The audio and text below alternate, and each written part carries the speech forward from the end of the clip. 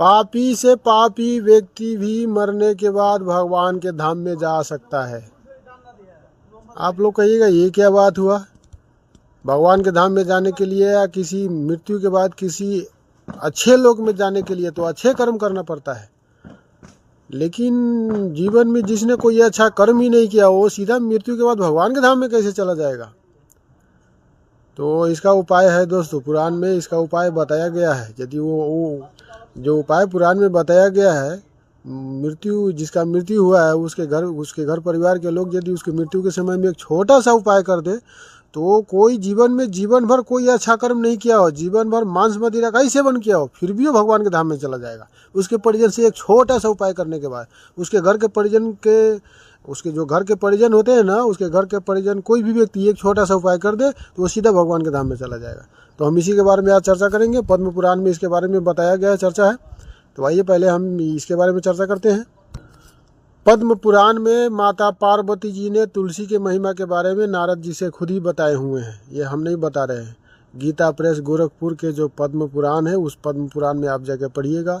इसका वीडियो भी आप यूट्यूब पर सर्च करके देखिएगा तो कोई पंडित कोई महात्मा इसके बारे में आपको बताएगा कि मतलब जिस व्यक्ति ने अपने जीवन में कोई भी अच्छा कर्म नहीं किया हो, जीवन भर दुष्कर्म और मांस मदिरा का ही सेवन किया हो, फिर भी उसके घर के परिजन एक छोटा सा उपाय मृत्यु के समय में कर दे तो वो सीधा भगवान के धाम में चला जाएगा, उसको मुक्ति हो जाएगी। अपने बुरे कर्मों का सदा उसको नहीं भोगना पड़ेगा। उसने तो अपने जीवन में कोई अच्छा कर्म नहीं किया, वो उसके अंदर तो कोई मानता नहीं है, लेकिन वो जो उपाय बताया गया पद्म पुराण में उस उपाय के वजह से वो भगवान के धाम में चला जाएगा। मतलब हम बात कर रहे हैं तुलसी के महिमा के बारे में। पद्म पुराण में गीता प्रेस गोरखपुर के जो पद्म पुराण है उस पद्म पुराण में माता पार्वती ने तुलसी के महिमा के बारे में नारद जी से खुद ही बताए हुए हैं।